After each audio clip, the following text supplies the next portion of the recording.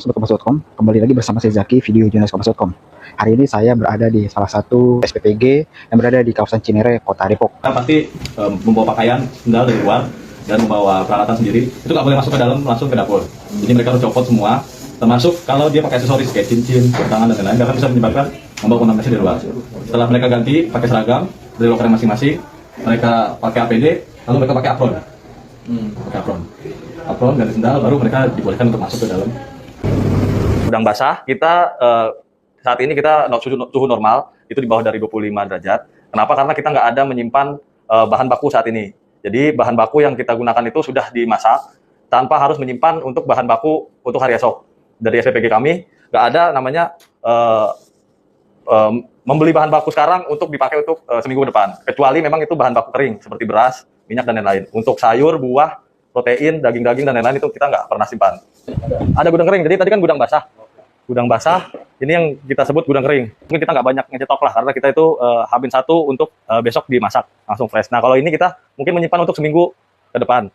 Seperti beras, minyak, atau kecap, tepung, dan telur. Kita langsung ke dapur.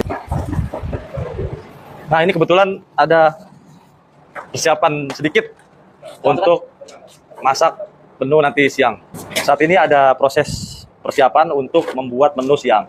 Ini prosesnya saat ini sedang menyiapkan sayur mayur yang diawali oleh pemotongan dari sayur tersebut. Nanti habis ini dicuci bersih, baru bisa siap dimasak.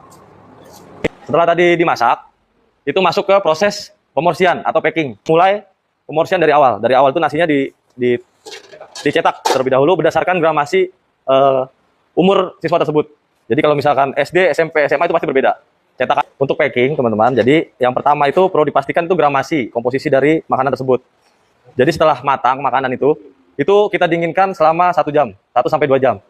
Makanan panas itu nggak boleh langsung masuk ke ompreng untuk menghindari pemanasan yang terjadi di dalam ompreng tersebut. Jadi BG di SMP Negeri 13 Depok. Jaraknya sekitar 2 km dari SPPG Cinere. Sempat request. Aku sempat request dimsum dan beneran ada dong dimsumnya beneran kayak gitu. Seneng banget.